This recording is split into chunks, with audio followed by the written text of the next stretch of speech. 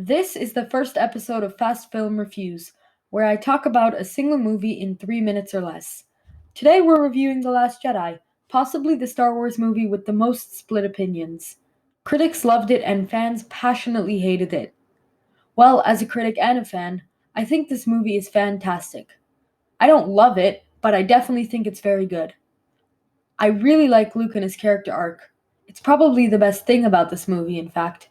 Seeing Luke, the most positive person in the galaxy, the one who saw all the good in Darth Vader, almost kill one of his students because they are turning to the dark side, is jarring. Like Endgame, this movie rewards you for being a longtime fan. I don't consider it out of character for him either, since he regrets it almost immediately and willingly secludes himself for basically the rest of his life. But that's not the only thing I love.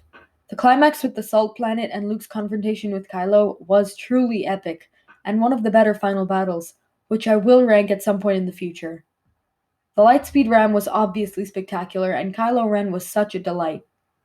I think he's one of the best villains in Star Wars, if not the best. He's definitely the best thing about this trilogy, and that's because he portrays Kylo's villainous nature, anguish, torment, and stage presence perfectly.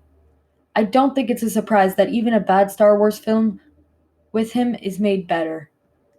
Adam Driver's performance is truly incredible.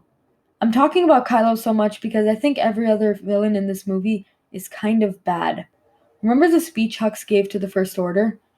Remember how he came off as such a badass villain? Well, in this movie, he's thrown around by everyone, getting prank called, and being called names by everyone around him. I really wanted to see him become even more threatening, even more complex, even more frightening. Unfortunately, he was deduced to a joke, and honestly, him being a twist villain in episode 9 made it even worse.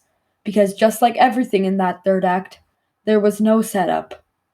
The build up to Snoke in Force Awakens is completely butchered because his character in this movie is also treated like a complete joke. The throne scene, especially, just baffles me every time I watch it. I almost feel like his character was supposed to be a joke. It genuinely confuses me because his facial expressions are so stupid. And while those are problems, shocker, the antagonist of the story matters a lot. I still think this movie is great and definitely the best of the new trilogy. You can think whatever you want, but I'm giving it a strong 8 on 10.